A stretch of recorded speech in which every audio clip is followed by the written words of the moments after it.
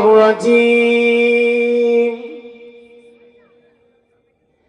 بسم الله الرحمن الرحيم الحمد لله نحمده ونستعينه ونستغفره ونعوذ بالله من شرور أنفسنا ومن سيئات أعمالنا من يهده الله فلا مضل له ومن يضلله فلا هادي له يا أيها الذين آمنوا صلوا عليه وسلموا تسليما درشرف اللهم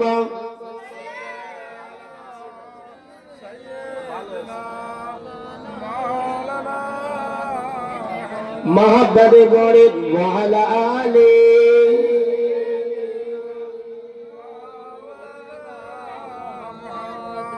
حميدا ومصليا أما بعد सर्वज्ञ सर्वप्रथम कृतज्ञता स्वरूप সেই আল্লাহ পাকের দরবারে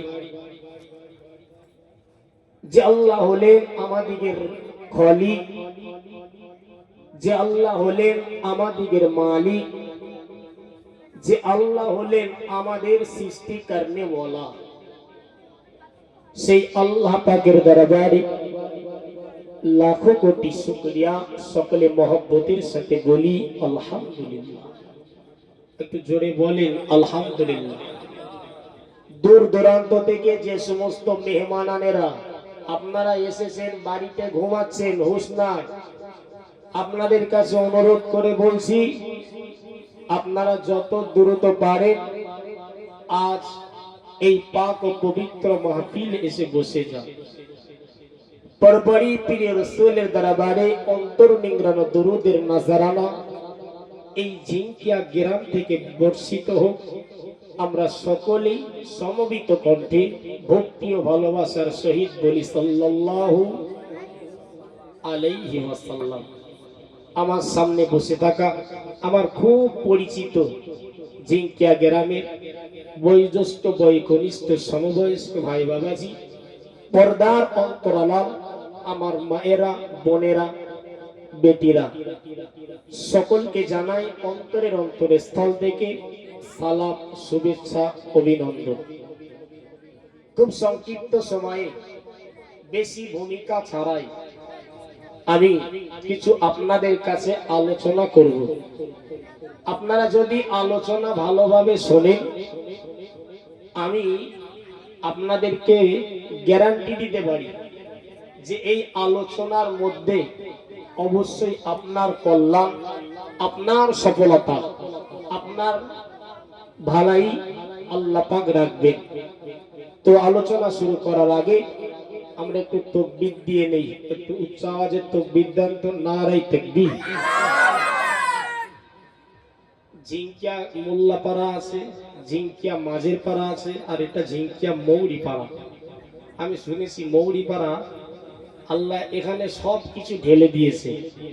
যেমন এখানে তাহাজ্জুদ গুজারনেওয়ালা বান্দা এই মৌরি পাড়ায় আছে, যেমন দাতা বান্দা মৌরি পাড়ায় আছে, আবার ব্যতিক্রম আছে। একটু জোরে গায়ের শক্তি রেখে আল্লাহকে একটু ডেকে একটু মহব্বত করে তাকবীর দেই। নারায়ে তাকবীর। আর উচ্চ আওয়াজে নারায়ে তাকবীর। মহান ইসালে সওয়াব, মহান ইসালে সওয়াব। নারায়ে তাকবীর। আলহামদুলিল্লাহ। শ্রোতা চাঙ্গা, এখন কতক্ষণ চাঙ্গা থাকবে বলা যাচ্ছে না, কারণ মাঠে খাটে। সকাল হলেই মাঠ। চাচা আমার কোথায়? বলছে হুজুর আর বলেন না, মাঠে যেতে হবে।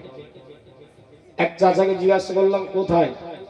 গায়ে কাদা, মাথায় কাদা, হাতে কাদা। বলছে হুজুর সারাদিন মাঠে ছিলাম, এই বাড়িতে ফিরছি। এজন্য আমি আপনাদের গ্যারান্টি দিতে পারছি না কতক্ষণ আপনারা জেগে থাকতে পারবেন। তবে একটু ঘুমিয়ে গেলে আমি আবার মাঝে মাঝে আপনাদের কাছে এমন কিছু উপস্থাপন করব, আল্লাহ চাইলে ঘুম সেরে যাবে। একটু উচ্চ আওয়াজে দুরূদ শরীফ আল্লাহুম্মা সাল্লি আলা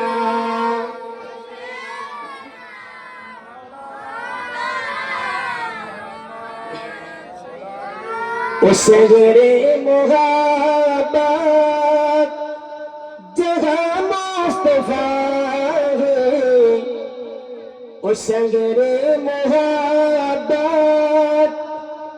जहाँ मुस्तफा है वही घर बनाने को दिल चाहता है वो सोने से कंकर वो चांदी से मीठी नजर में बसाने को दिल चाहता है ओ शहरे मोहब्बत जहाँ मुस्तफा है वही घर बनाने को दिल चाहता है अल्लाहुम्मा सल्ली अला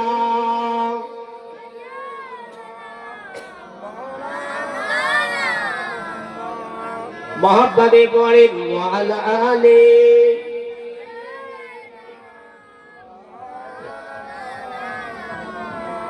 আলহামদুলিল্লাহ। খুব অল্প সময় আপনাদের কাছ থেকে টাইম চাইছি, আপনারা একটু জেগে থাকবেন। আর পাশে যদি কেউ একটু ঘুমায়, রাত্রে জলসা করা খুব কঠিন। আমার বাবু দেখেন সবে শুরু হয়েছে। সিরাজুল সাহেব নাড়াচাড়া দাঁত ডেকে দেন একটু।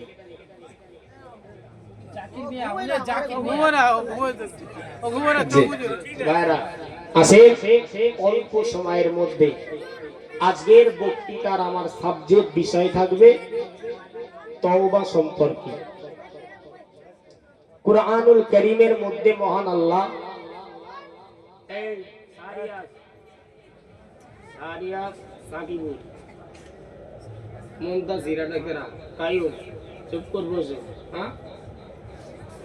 মহান আল্লাহ কুরআনুল কারীমের মধ্যে বলেন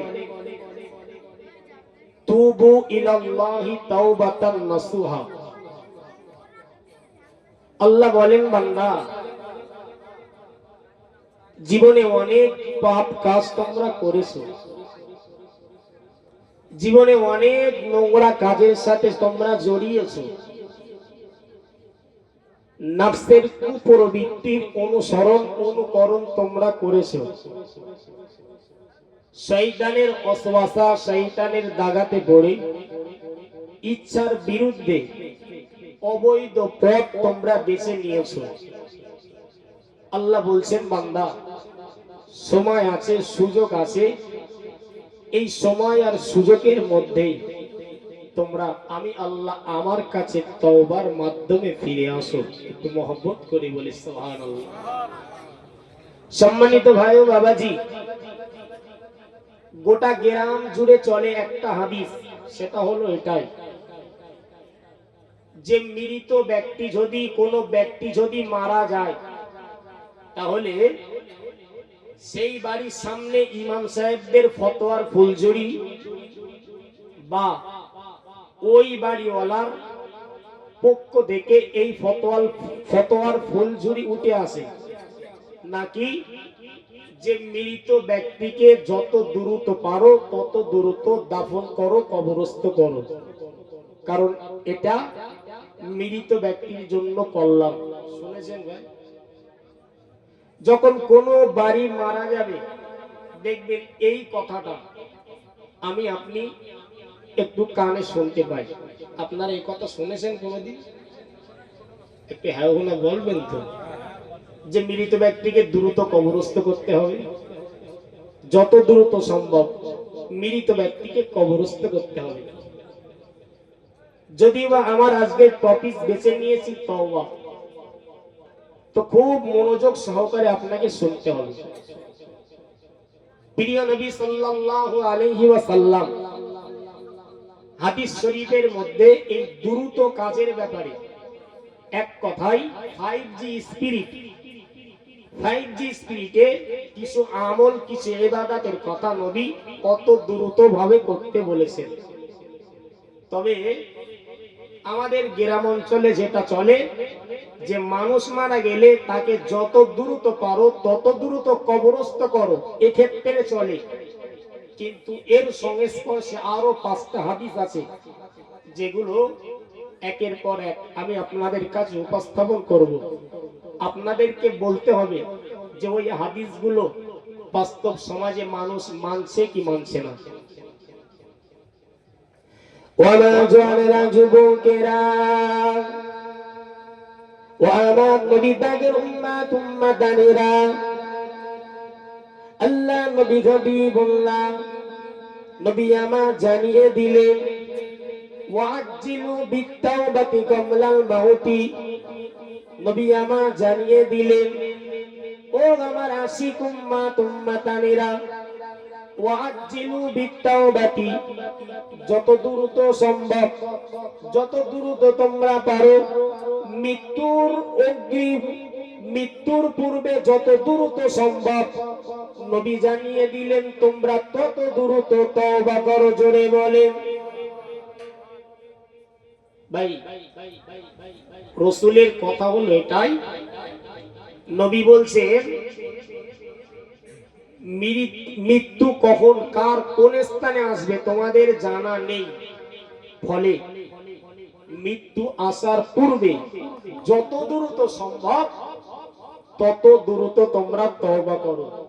ভাই, এই হাদিসের প্রতি আমাদের গ্রাম অঞ্চলে আমল হয় না। আমল হয় ওইটাই যে মৃত ব্যক্তি মারা গেলে তাকে যত দ্রুত পারো তত দ্রুত কবরস্থ করো। কথা কি বুঝছেন?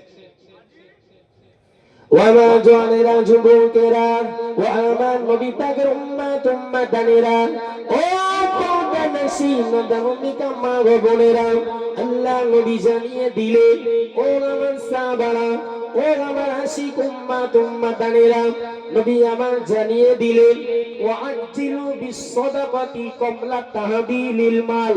আল্লাহ নবী জানিয়ে দিলেন ওয়াজ্জিলু বিসসাদাকাতি, নবী আমার জানিয়ে দিলেন আল্লাহ যাদেরকে ধনাঢ্য বানিয়েছে, আল্লাহ যাদেরকে দাতা বানিয়েছে, আল্লাহ যাদের সহায় সম্পত্তি দিয়েছে, নবী আমার জানিয়ে দিলেন ওই ধনী ব্যক্তি গরিব তথা নিঃস্ব তথা ফকির তথা দরিদ্র হয়ে যাবার পূর্বে ওই মানুষটা যেন আল্লাহর রাস্তায় বেশি দান করে। জোরে বলেন।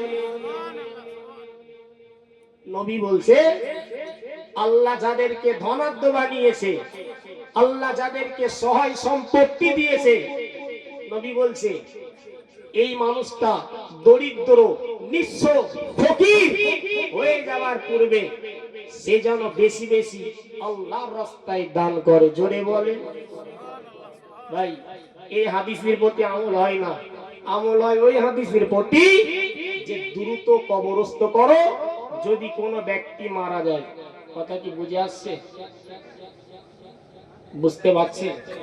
কিন্তু নবী বলছেন যত দ্রুত সম্ভব মৃত্যু আসার পূর্বে তোমরা দ্রুত তওবা করো, কারণ আমার জানা নাই আপনারও জানা নাই কখন কোন সময় কোন অবস্থায় আমার মৃত্যু হবে আপনার মৃত্যু হবে। এজন্য নবী বলছে যত দ্রুত সম্ভব দ্রুত তওবা করো। নবী বলছে আজ তুমি ধনী আছো, কাল ধনী তুমি নাও থাকতে পারো, নিঃস্ব হয়ে যেতে পারো, দরিদ্র হয়ে যেতে পারো, ফকির হয়ে যেতে পারো। ফলে এই ধনী থেকে গরিব হয়ে যাবার পূর্বে পূর্বে যত দ্রুত সম্ভব যত দ্রুত পারো আল্লাহর রাস্তায় দান সদকা করো। ভাইরা আমার, এই দুটো হাদিসের প্রতি আমল হয় না। আমল হয় ওই হাদিসের প্রতি যে মৃত ব্যক্তিকে রাসূল বলেছেন যত দ্রুত পারো তত দ্রুত কবরস্থ করো। বুঝতে পারছেন? আসলে আমাদের ইমাম সাহেবদের হাতে না খুব বেশি টাইম থাকে, কি থাকে না, খুব বেশি টাইম থাকে না। কথা কি বুঝতে পারছেন? ওয়ামা জানেরা যুবকেরা ও আমার নবী পাকের উম্মাতেরা, ও আমার নসিবের নিকামা বোনেরা, আল্লাহ নবী জানান ওই আমলগুলো দ্রুত কার সাথে করো। নবী আমার জানিয়ে দিলেন ওয়াজ্জিলু বিতাজবিজিল বানাতি ক্বাবলাল ফাদিহা। নবী আমার জানিয়ে দিলেন আল্লাহ পাক আল্লাহ তাআলা যার ঘরে কন্যা সন্তান দিয়েছে আর ওই কন্যা সন্তানটা পর্যাপ্ত পরিমাণ বয়স হয়ে গেছে তথা প্রাপ্ত বয়স্ক হয়ে গেছে, নবী আমার জানিয়ে দিলেন ওই কন্যা সন্তানের ঘরে কোন মানুষ দুর্নাম বদলাম তোহমাত দেওয়ার পূর্বে ওই কন্যা সন্তানকে যত দ্রুত পারো তাকে তত দ্রুত তোমরা বিবাহ দিয়ে দাও। আমাদের গ্রাম অঞ্চলে এই হাদিস চলে না, এইসব হাদিস চলে না। ভাইয়ের আমার মনে রাখবেন 1 থেকে 10 পর্যন্ত সিরিয়াল হয়, কিন্তু আমাদের হুজুররা একটা বার করেছে আর এই 9টা হাদিসের খাতার ভিতরে রয়ে গেছে। বুঝতে পারছেন? এই 9টা যেগুলো আপনাদের বলছি এগুলো হাদিসের পৃষ্ঠার ভিতরে রয়ে গেছে। সুবিধার্থে একটা হাদিস বার করা হলো যে রাসূলুল্লাহ সাল্লাল্লাহু আলাইহি ওয়াসাল্লাম বলেছেন মৃত ব্যক্তিকে যত দ্রুত পারো তোমরা তত দ্রুত কবরস্থ করো। ভাই কিন্তু এই হাদিসের প্রসঙ্গে একই লাইনের পরস্পরে এই হাদিসগুলো আছে, যত দ্রুত পারো তোমরা তওবা করো মৃত্যুর পূর্বে, যত দ্রুত পারো গরিব ধনী থেকে গরিব হয়ে যাওয়ার পূর্বে আল্লাহর রাস্তায় দান সদকা করো, যত দ্রুত সম্ভব তোমাদের ওই 18-19 বছরের মেয়েদের উপরে কেউ দুর্নাম বদনাম দেওয়ার পূর্বে তাদেরকে তত দ্রুত বিবাহ দিয়ে দাও। কথা কি বুঝেন বাবা? তাহলে এই হাদিসগুলো কাটছে কারা? হক সিলসিলার আলেম কি কাটছে? হ্যাঁ, হক সিলসিলার আলেম মুজাদ্দিদুজ জামানের যে যারা ভক্ত মুরিদ যারা আছে তারা কি কাটছে? কাটছে কারা? ওয়া জানেরা যুবকেরা, ওয়া আমার নবী পাকের উম্মাতেরা, আল্লাহ নবী জানিয়ে দিলেন ও আমার আশিক উম্মাতেরা, নবী আমার জানিয়ে দিলেন ওয়াজ্জিলু বিদাফনিল মাইয়িতি ক্বাবলাল হাদাসি আও কামা ক্বালা আলাইহিস সালাম। 4 নম্বরে নবী জানিয়ে দিলেন মৃত ব্যক্তি যখন মারা যাবে ওই মৃত ব্যক্তির জন্য দাফন কাফন যত দ্রুত সম্ভব তত দ্রুত তোমরা প্রস্তুত করো। ক্বাবলাল হাদাসি মৃত ব্যক্তি দ্বিতীয়বার অপবিত্র হওয়ার পূর্বে। হাদিসটা বোঝেন? আমি এখন যদি রাত্রে ঘুমাই সকালে যদি উঠি আমার শরীর পাক থাকবে কি না থাকবে এর গ্যারান্টি আছে? তো মৃত ব্যক্তি তার শরীরে তো কোনো বল নাই, সে তো কিছুই বুঝতে পারে না, যে এজন্য রাসূল বলছে যে মৃত ব্যক্তিকে যত দ্রুত পারো তত দ্রুত কবরস্থ করো। কি কারণে? না ওই মৃত ব্যক্তি পুনরায় যদি আবার নাপাক হয়ে যায়, আর পুনরায় যদি আবার নাপাক হয়ে যায় আর সেই অবস্থায় যদি তাকে কবরে রাখা হয় তাহলে আল্লাহ পাকের দরবারে যে ওই বান্দা বড় আসামি হয়ে যাবে। এজন্য নবীর হাদিস মৃত ব্যক্তিকে যত দ্রুত পারো তত দ্রুত কবরস্থ করো, তত দ্রুত গোসল দাও, কারণ দ্বিতীয়বার মৃত ব্যক্তি অপবিত্র হয়ে যাওয়ার সম্ভাবনা আছে। আছে না বাবা? ভাইয়ের আমার, তাহলে 4টে হাদিস শোনালাম। ওয়াজ্জিলু বিত্তাওবাতি ক্বাবলাল মাউতি, যে মৃত্যু আসার পূর্বে যত দ্রুত সম্ভব তত দ্রুত তওবা করতে হবে। নাম্বার 2, ধনী থেকে গরিব হয়ে যাবার পূর্বে, নিঃস্ব আর দরিদ্র হয়ে যাবার পূর্বে যত দ্রুত পারো আল্লাহর রাস্তায় দান সদকা করতে হবে। নাম্বার 3, যে একটা মহিলা একটা মেয়ে যখন তার পর্যাপ্ত বয়স হবে কোন মানুষ তার উপর দুর্নাম বদনাম দেওয়ার পূর্বে তাকে বিবাহ দিয়ে দিতে হবে। ঠিক একই ভাবে রাসূলুল্লাহ 4 নম্বরটা বললেন যে মৃত ব্যক্তিকে কবরস্থ করো দ্রুত, কারণ হলো এটাই দ্বিতীয়বার তার অপবিত্র হয়ে যাওয়ার আশঙ্কা আছে। কথা কি বুঝতে পারছেন? ভাইরা আমার, আমি বক্তৃতা দীর্ঘায়িত করব না। ওই হাদিসের সংশ্লিষ্ট এখনো 5টা কথা আছে। যে 5 নম্বর কথাটা রাসূলুল্লাহ বলেছেন যে তোমরা যত দ্রুত পারো, যত দ্রুত সম্ভব তত দ্রুত তোমরা নামাজগুলো আদায় করো, কারণ হতে পারে তোমার জীবনে ওই নামাজটা শেষ নামাজ।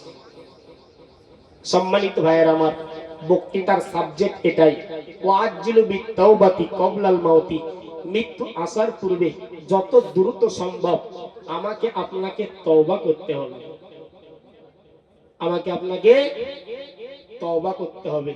কিন্তু আমরা এই বিষয়টা মাথায় রাখি না। ধনী থেকে গরিব হয়ে যাওয়ার পূর্বে আল্লাহর রাস্তায় দান সদকা করতে হবে। যে আমাদের ঘরের মেয়েগুলো যখন বড় হচ্ছে তাদেরকে বিবাহ দেওয়ার বন্দোবস্ত করতে হবে, এসব আমাদের হুঁশতাল নেই। মৃত ব্যক্তি যখন, কোন ব্যক্তি যখন মরে যাবে তাকে কখন কবরস্থ করব সেই তালে আমরা উঠছি। বলে যে মুসলমানের উন্নতি হয়, এ তো আসল জায়গায় ঠাঁই হয়ে আছে। আচ্ছা, আপনাদের বক্তৃতা কি শুনতে বা আমি বলছি আপনাদের অসুবিধা হচ্ছে? যদি বলেন তাহলে পাল্টে দিচ্ছি, অন্য একটা ঘটনা বলছি। আমার তাহলে বুঝতে হবে এটাই যে প্রথম থেকে মাস থেকে শেষ পর্যন্ত কি আছে। আপনি প্রথমের একটা অক্ষর বললেন আর শেষের একটা অক্ষর বললেন, মাঝখানে কি আছে আপনি ওটা বুঝলেন না, এটা কিন্তু ঠিক হবে না। জি, তো রাসূলের কথা হলো ওটাই, যত দ্রুত পারো, যত দ্রুত সম্ভব মৃত্যু আসার পূর্বে তোমরা আল্লাহর কাছে ফিরে যাও, তওবা করো। ভাইয়ের আমার, তওবা কেমন ভাবে আপনি করবে, কেমন ভাবে তওবা করবে? রাসূলের একজন সাহাবা ছিলেন, যে সাহাবাটার নাম হযরত মায়েজা আসলামী। কি সাহাবা? চিল্লে বলেন কি সাহাবা? হাদিস শরীফের ভিতরে এসেছে, সাহাবারা যে উটের উপর আরোহণ করে সেই উটের পায়ের ধুলা যদি এক পাল্লায় রাখা হয় আর গোটা উম্মতের আমলনামা যদি অপর পাল্লায় রাখা হয়, সাহাবাদের এই উটের পায়ের ধুলা আল্লাহর কাছে ভারী হয়ে যাবে। জোরে বলে। তো রাসূলের এমন একজন সাহাবা মায়েজা আসলামী জেনা নামক অশ্লীল কাজে জড়িয়ে পড়েছে, লিপ্ত হয়ে গেছে। আল্লাহ রাসূলের ওই সাহাবী হযরত মায়েজা আসলামী জেনা নামক অপকর্ম করে ফেলেছিল। রাসূলের দরবারে আসলে এসে বললেন, ইয়া রাসূলুল্লাহ কদ জানাইতু, আমি আপনার সাহাবা, বলতে বড় লজ্জাবোধ মনে করছি, খুব খারাপ লাগছে ইয়া রাসূলুল্লাহ, নিজের মুখটা আপনার সামনে দেখাবো, খুব খারাপ লাগছে ইয়া রাসূলুল্লাহ কদ জানাইতু, আমি জেনা নামক অপকর্ম করেছি। কে বলছেন? বলেন। রাসূলের একজন সাহাবা রাসূলকে বলছেন, ইয়া রাসূলুল্লাহ জেনা নামক অপকর্ম আমার দ্বারা হয়ে গেছে। আল্লাহর নবী সাল্লাল্লাহু আলাইহি ওয়াসাল্লাম, নবী আমার মায়েজা আসলামী যখন রাসূলের ডান দিকে এসে এই কথা বললেন, নবী আমার ডান দিকে মুখ ঘুরিয়ে নিলেন। আল্লাহ রাসূলের সাহাবী হযরত মায়েজা আসলামী নবী পাকের বাম দিকে চলে আসলেন। আল্লাহ নবীর বামে এসে ওই মায়েজা আসলামী নামক সাহাবী রাসূলুল্লাহকে বলতে লাগলেন, ইয়া রাসূলুল্লাহ কদ জানাইতু, আমি জেনা নামক অপকর্ম করেছি। নবী আমার ডান দিক থেকে বাম দিকে আবার মুখ ঘুরিয়ে নিলেন। ওই সাহাবা রাসূলের সামনে যান, পিছনে যান, ডানে যান, বামে যান, রাসূলুল্লাহ ওই সাহাবা থেকে মুখ শুধু ঘুরিয়ে নিচ্ছেন। হযরত মায়েজা আসলামী আল্লাহ রাসূলকে বলেছিলেন, ইয়া রাসূলুল্লাহ আপনি আমার আখিরাতের রাস্তাটা একটু পরিষ্কার করে দেন। আমি অপকর্ম করেছি, আমি খারাপ কাজ করেছি, আমি বেহায়াপনা কাজ করেছি, আমি জানি এর কোনো ক্ষমা নাই, কিন্তু ইয়া রাসূলুল্লাহ আমি আপনার সাহাবা, আল্লাহ যদি কিয়ামতের দিন কাঠগড়াতে দাঁড়িয়ে আমাকে জিজ্ঞাসা করেন, আমার যদি বিচার করেন, ইয়া রাসূলুল্লাহ সেই আসামির কাঠগড়াতে আমি মায়েজা আসলামী দাঁড়াতে পারবো না। জোরে বলেন। একটু ভালোবেসে বললেন না, ইয়া রাসূলুল্লাহ, আপনি আপনি শরীয়তের যে বিধান আছে সেই বিধানটা আপনি আমার উপর প্রয়োগ করেন, দুনিয়াতে আমার শাস্তি হয়ে যাক, আখিরাতে আমি আল্লাহর কাঠগড়াতে যেন আমাকে না উঠতে হয়। আল্লাহ নবী সাহাবাদেরকে ডেকে ডেকে বললেন, ও সাহাবা, একটু গিয়ে দেখো সত্যকারের মায়েজা আসলামী যে কথা বলছে সে কি উক্ত কাজের কাজী? একটু ঘুরে ঘুরে ঘুরে ঘুরে একটু দেখো তো, মানুষের কাছে গিয়ে একটু শোনো। দেখা গেল সত্যকারের মায়েজা আসলামী জেনা নামক অপকর্ম করে ফেলেছে। ওয়ামাজওয়ানেরা যুবকেরা ও আমার নবী পাকের উম্মত উম্মতানেরা, ও আমার পর্দানশীনা ধার্মিক মা গো বোনেরা, আল্লাহ রাসূলের ইসাবি হযরত মায়েজা ইসলামী জেনা নামক অপকর্ম করার পরে, জেনা নামক নিকৃষ্ট কাজ করার পরে ওই মায়েজা ইসলামীর জেনা খবর আমার নবী পাক তো জানতেন না। ওই মায়েজা ইসলামীর জেনা খবর আমার নবী পাকের সাহাবারা তো জানতেন না। ওই মায়েজা ইসলামীর জেনা খবর না জানতেন দানার পিতা, না জানতেন দানার মাতা, না জানতেন দানার স্ত্রী। ও জওয়ানেরা, যুবকেরা, তরুণেরা, বাবেরা, আল্লাহ রাসূলের সাহাবী হযরত মায়েজা ইসলামী বারে বারে বারে বারে চিন্তা করতে লাগে, কিয়ামতের দিনে আল্লাহ যদি আমাকে জিজ্ঞাসা করে, ও রাসূলের সাহাবী মায়েজ কি জন্য এমন কাজ করেছো বাবা? ইয়া রাসূলুল্লাহ, হাবিবাল্লাহ, ওই দিন আমি অপমানিত হয়ে যাব, আল্লাহর কাঠগড়াতে আমি দাঁড়াতে পারবো না, আল্লাহর কাঠগড়াতে দাঁড়ানোর সক্ষমতা আমার নাই। আল্লাহর নবী জানান, ও আমার সাহাবারা শুনে রাখো, শুনে রাখো, ওই মায়েজা ইসলামীকে আমার আল্লাহ জীবনের মতো ক্ষমা করে দিয়েছে। জোরে মানে রাসূল বললেন, ও সাহাবা, যাও যাও, মায়েজা ইসলামী অপকর্ম যখন করেছে একটা গর্ত খনন করো। গর্ত খনন করে রাসূলের সাহাবাকে গর্তের ভিতরে রাখা হলো। এই বস্তু পর মসজিদ থেকে ছড়ি নিয়ে আসবো হলো, ভাবো না আগে জলসা হচ্ছে মারবো না, ছড়ি নিয়ে আসবো হলো।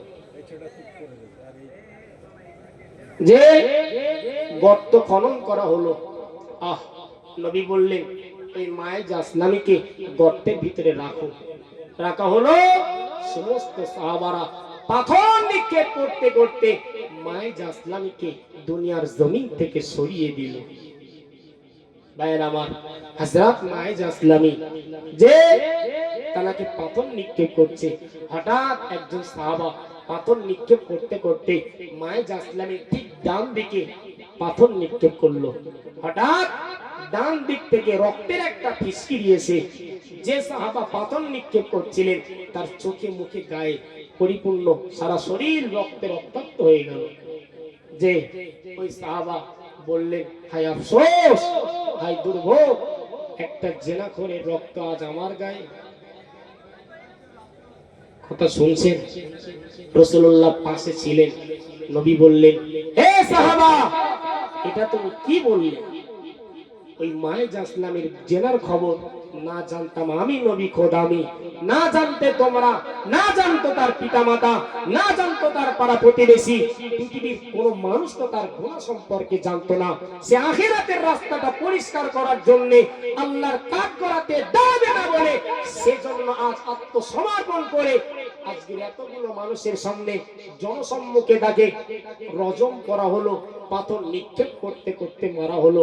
হে সাহাবা, এই মায়েজা ইসলামীর ব্যাপারে এমন কটু কথা, খারাপ কথা কি জন্য বললি? কি জন্য?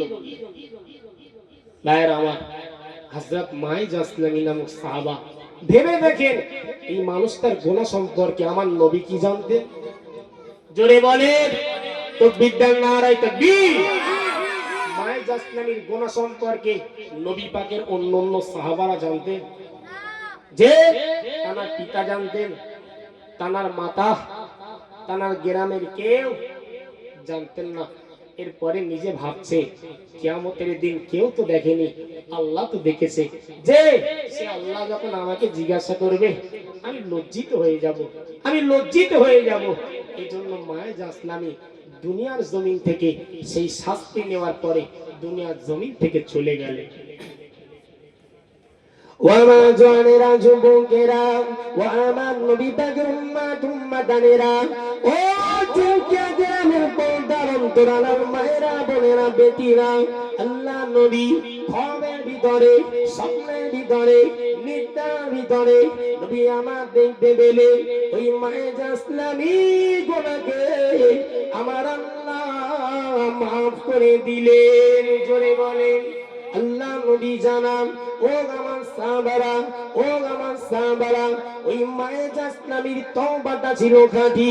ওই মায়ে জাসলামী যে তওবা করেছিল ওই তওবাটা ছিল খাঁটি, ওই তওবাটা ছিল মজবুত। ওই মায়ে জাসলামীর গুনার খবর না জানতো তার পিতামাতা, না জানতো আমি রাসূল খোদামি, না জানতে তোমরা ও জওয়ানেরা, যুবকেরা, তরুণেরা, বাপেরা, আল্লাহ নবী জানান, লাকাদ তাবা তাওবাতান লাউ কুসিমাত বাইনা উম্মতি, যদি একটা মিজানের পাল্লায় ওই মায়ে জাসলামীর শক্ত মজবুত তওবা যদি একটা পাল্লায় রাখা হয়, অপরদিকে যদি গোটা উম্মতের গুনাহ খাতা যদি অপর পাল্লায় রাখা হয়, ওই একটা খাঁটি তওবার কারণে, ওই মায়ে জাসলামীর বিশুদ্ধ খাঁটি তওবার কারণে গোটা উম্মতের গুনাহকে আমার নবী জানান আল্লাহ মাফ করে দেবে। জোরে বলে একটু ভালোবেসে বললেন না? নবী বললেন মিজানের একটা পাল্লায় যদি মায়ে জাসলামী খাঁটি শক্ত মজবুত পোক্তা তওবা যদি রাখা হয়, আর গোটা উম্মতের গোনা যদি অপর পাল্লায় রাখা হয়, মায়ে জাসলামীর একটা তওবাই যথেষ্ট গোটা উম্মতদের গোনা রাশিকে ক্ষমা করার জন্য। জোরে বলেন ভাইয়ের আমার, কি তওবা করেছিলেন, কি তওবা করেছিলেন। আজ ভাবছি চুরি করব না, যে চুরি করলাম আবার তওবা করলাম, যে ভাবছি আর কোনোদিন তাস খেলবো না, আর কোনোদিন লটারি কাটবো না, তওবা করছি আবার সেই কাজে যাচ্ছি। যে তুব ইলাল্লাহি তাওবাতান নাসুহা, বান্দা ফিরে যখন আসবে আল্লাহর কাছে ফিরে আসার মতো আসতে হবে। একটু মায়ে জাসলামী হুজুরের কাছ থেকে শিখে নাও, তওবা করার জন্য জান পর্যন্ত দিয়ে দিলেন। আর মায়ে জাসলামী যিনি রাসূলের সাহাবা ভাবছেন যে এই অপকর্মের কাজ আমি দ্বিতীয়বার আর করব না। জোরে বলেন ভাইয়ের আমার, আমাদেরকে একটু পরিবর্তন হতে হবে। জি, একটু পরিবর্তনের জায়গায় আমাদেরকে আসতে হবে। ভাইয়ের আমার, যে কথা বলে শুরু করেছিলাম মাথায় আসে আপনাদের? আমার আপনার মৃত্যু কখন, কোন স্থানে, কোন জায়গায় হবে আমিও জানি না, আপনিও জানেন না। ফলে মৃত্যু আসার পূর্বে যত দ্রুত সম্ভব তত দ্রুত আমাকে আপনাকে তওবা করতে হবে। ওয়ামা জওয়ানেরা, যুবকেরা, ও আমার নবী পাকের উম্মত উম্মতানেরা, ও পরপুরুষের মায়েরা, বোনেরা, আল্লাহ নবী জানান, বান্দা যখন গুনাহ করে, বান্দা যখন অশ্লীল কাজ করে, বান্দা যখন বিহাপনা কাজ করে, বান্দা যখন নিকৃষ্ট কাজ করে, বান্দা যখন জঘন্য কাজ করে, বান্দা যখন গীবত গিল্লা করে, বান্দা যখন পরনিন্দা করে, বান্দা যখন পরচর্চা করে, ও জওয়ানেরা, যুবকেরা, তরুণেরা, মায়েরা, আল্লাহ নবী জানান ওই বান্দাটা বুঝতে পারে আমার এই সমস্ত কাজগুলো গুনাহের কাজ, নিজে বোঝার পরে ওই বান্দা বান্দি যখন গভীর রজনীতে যখন নামাজের মুসাল্লাটা পেতে, ওই বান্দা বান্দি যখন রব্বে কারীমের দরবারে হাত উঠিয়ে বলে, ও রব্বুল আলামিন, আল্লাহ আমি বড় গুনাহগার, আমি বড় খতাকার, আমি বড় সিয়াকার, আমি বড় পাপিষ্ট। আল্লাহ নবী জানান ওই বান্দা বান্দির চোখের গোড়া থেকে পানি পড়তে দেরি ওই বান্দা বান্দিকে আমার আল্লাহ ক্ষমা করতে দেরি হয় না। জোরে বলে ভাইয়ের আমার, আসেন আমরা ওই হাদিসটাই মানি যে মৃত ব্যক্তিকে যত দ্রুত সম্ভব তত দ্রুত তাকে দাফন কাফন করতে হবে, কবরস্থ করতে হবে। এটা যেমন সত্য, ঠিক ধনী হতে গরিব হয়ে যাওয়ার পূর্বে আল্লাহর রাস্তায় দান করতে হবে। জি, মৃত্যু আসার পূর্বে যত দ্রুত বেশি আমাদেরকে তওবা করতে হবে। ভাই, ওই হাদিসটা যদি আমরা শুধু মানি আর এগুলো যদি আমরা ছেড়ে দিই, বলে হাদিসের প্রতি কি আমল হবে? হাদিসের প্রতি আমল হবে না। জি, আমি আপনাদেরকে এ পর্যন্ত যে সমস্ত কথাগুলো বললাম, নাম্বার 1 মৃত ব্যক্তির ব্যাপারে বলেছি, নাম্বার 2 আপনি একটু পরিবর্তন হন, তওবার মাধ্যমে আল্লাহর কাছে একটু ফিরে আসেন। জি, এই খুব খারাপ লাগে যখন কেউ মারা যায় আর কানের কাছে এসে শুধু বলে, জানো জানো আমার হুজুর গুলো সব বলেছে যে মৃত ব্যক্তিকে তাড়াতাড়ি কবরস্থ করতে হয়। আমরা হুজুর আমরা করেছি, আমরা জানি না, বলেন জানি না। কিন্তু এই 4-5টা কথা হুজুরদের কাছ থেকে শুনেছেন, অনেক জায়গায় তো জলসা শুনেছেন, শুনেছেন কোন জায়গায়? ভাইয়ের আমার, এজন্য আপনি আপনাদেরকে বলি, কখন কোন স্থানে কোন জায়গায় কার মৃত্যু আসবে বাবা তুমিও জানো না, আমিও জানি না। আজকের অনেক বাবা সেখানে সন্তানকে হারিয়েছে, আবার অনেক সন্তান এমন আছে এখানে যে বাপ মাকে উভয়কে হারিয়ে ফেলেছে। যে আমাদের মহিবুল সাহেবের আব্বাজান মিরি মরহুম আবু তলেব দাদুজান, যে তিনি তানাকে হারিয়েছে, যে কখন কোন স্থানে কোন জায়গায় তোমার আমার মৃত্যু লেখা আছে আমিও জানি না, তুমিও জানো না। তাহলে আসো, তাহলে আসো রাসূলের ওই হাদিসের প্রতি আমল করি, ওয়াজ্জিলু বিত্তাওবাতি ক্বাবলাল মাউতি।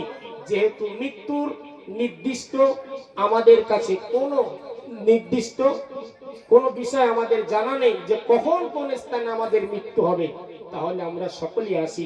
মৃত্যু কখন আসবে যেহেতু জানি না, সেহেতু আমরা তওবা করতে আর দেরি করব না। আল্লাহ কবুল করেন। আল্লাহ পাক আমাকে আপনাকে মাহে রমজানের পূর্বেই মাহে রমজানের প্রস্তুতি নেওয়ার তৌফিক দান করেন। জোরে বলেন আল্লাহুম্মা আমিন। তবে আমি একটা বিষয় খুব বিশ্বাসী, এখানে ছেলেরা জানা আছে তার থেকে মায়েরা বোনেরা এখানে বেশি এসে আসেন। বলে শবে বরাতের রোজা বাড়ির পুরুষগুলো রাগে না, আমি খুব ভালো হয়ে যাবে। তবে যারা মায়েরা বোনেরা দাদিরা, ওরা আবার ওই রোজা ছাড়ে না। ওই রোজা স্বামীগুলো তো রাগে না, আর বাড়ির গিন্নিগুলো ওই রোজা ছাড়ে না। বাড়ির একটা দাদিরে ভালো করে বলবা যে ওইসব রোজা রোজা রাখতিনি, ওসব রাখতিনি, তোমার শরীর খারাপ, তুমি ওইগুলো থাকো, অসুবিধে নেই। ও দেখবে সারাদিন নাকি রোজা পালন করবে। ভাইয়ের আমার, আর একটা বিষয়, যেহেতু এখানে মায়েরা আছে সেহেতু অবশ্যই কথাটা বলার দরকার। সেটা হলো এটাই, মক্তবের বাচ্চারা যে হিসাবে পড়ছে, আগামী দিন আল্লাহ যদি চাই এদের দ্বারাই গ্রামে যত মানুষ মারা গেছে, যে এরা যদি একটু তৈরি আল্লাহ যদি করিয়ে নেন, আমাদের মেহনত আর পরিশ্রম আছে। আমাদের হাফেজ রিঙ্কু সাহেব তিনিও পড়ান, ভালো শিক্ষক, তিনি ভালো পড়ান। তো আমাদের এই মেহনত আর পরিশ্রমের মধ্য দিয়ে বাচ্চাগুলো যদি মানুষ হয়, আপনারা উপকার, আপনারা কি এটা চান না চান না? কিন্তু দেখেন বাচ্চা ভালো পড়ছে, কিন্তু বাচ্চার মারা কিরকম পড়তেছে জানেন? জানেন একদিন মারা গেছে, আমি গেছি, আমি তো জানি না। তো যাওয়ার পরে সেখানে দেখলাম 2-4টে চাচি আর ভাবি এসে এত বিচ্ছিরি করে পড়ছে, তাতে মোরা মানুষ জিন্দা হয়ে যাবে, মোরা মানুষ জিন্দা হয়ে যাবে। এজন্য আমার পরামর্শ হলো এটাই, মানতে হবে এই নির্দেশ আমি আপনাদের করছি না, তবে আমার পরামর্শ হলো এটাই, গ্রামের বাচ্চারা যেরকম ভাবে শিখছে ঠিক তেমনই ভাবে যদি মহিলাদের জন্য সেরকম কোনো জায়গা করা যায়, এতে করে আমাদের স্ত্রীরা, আমাদের মায়েরা দীর্ঘদিন এই সংসারের চাপে তারা যেটা শিখেছিল একটা পর্যায়ে সব ভুলে গেছে। এখন আলিফেরে বলে হালিফ আর বারে বলে বে, এইভাবে সব কিছু ভুলে গেছে। তো তাদের জন্য যদি একটা ব্যবস্থা করা হয়, 1 ঘন্টা কি 1.5 ঘন্টা কি 2 ঘন্টা তারা একটু কোরআন শিখবে, যে আল্লাহ চাইলে এই ব্যবস্থা তৈরি করার জন্য আমি আলোচনা করছি, আল্লাহ কবুল করে। তবে এই কথাটা মায়েদেরকে জানিয়ে রাখলাম এই জন্যই যে মায়েরা এই বিষয়ে একটু ভাবনা চিন্তা করবে। ভাইয়ের আমার, বক্তৃতা দীর্ঘায়িত নয়, এতটুকুই বুঝুন। কার কখন কোন স্থানে মৃত্যু আসবে আমিও জানি না, আপনিও জানেন না। অতএব নবী পাকের ওই কথাটাই মানুন, মৃত্যু আসার পূর্বে যত দ্রুত সম্ভব, যত দ্রুত সম্ভব, যত দ্রুত পারো তত দ্রুত তুমি তওবা করো। আল্লাহ আজকে তোমাকে ধনী বানিয়েছে, কাল তুমি নিঃস্ব হয়ে যেতে পারো। অতএব এই ধনী থেকে নিঃস্ব হয়ে যাবার পূর্বে, গরিব হয়ে যাওয়ার পূর্বে যত দ্রুত পারো আল্লাহর রাস্তায় একটু দান সদকা করো। যে আজকের আপনার মেয়েটার বয়স 17-18, রাস্তা দিয়ে যাচ্ছে, আপনার মেয়ের উপর কেউ একটা বদনাম দুর্নাম দিয়ে দিল। এজন্য নবী বলেছেন, মেয়ে সন্তানের উপর কেউ দুর্নাম বদনাম দেওয়ার আগে তাকে তাড়াতাড়ি বিবাহ দিয়ে দাও। নাম্বার 4 যেটা আমরা মানি সেটা হলো এটাই, মৃত ব্যক্তিকে তাড়াতাড়ি কবরস্থ করো, কারণ দ্বিতীয়বার ওই মৃত ব্যক্তি অপবিত্র হওয়ার আশঙ্কা ভয় থাকে। আল্লাহ পাক আমাদের সকলকে শোনার থেকে বেশি বেশি আমলে জিন্দেগি করার তৌফিক দান করেন। আমরা সকলে বলি আল্লাহুম্মা আমিন। নবী সানে দাঁড়িয়ে যান একটু। ইয়া নবী সালামুন আলাইকা, ইয়া রাসূল সালামুন আলাইকা, ইয়া হাবিব সালামুন আলাইকা, সালাওয়াতুল্লাহ আলাইকা। তালাআল বদরু আলাইনা মিন সানিয়াতিল ওয়াদাই, ওয়াজাবা শুকরু আলাইনা মাদা লিল্লাহি দাই। ইয়া নবী ইয়া নবী ইয়া নবী ইয়া নবী সালামুন আলাইকা, ইয়া রাসূল সালামুন আলাইকা, ইয়া হাবিব সালাম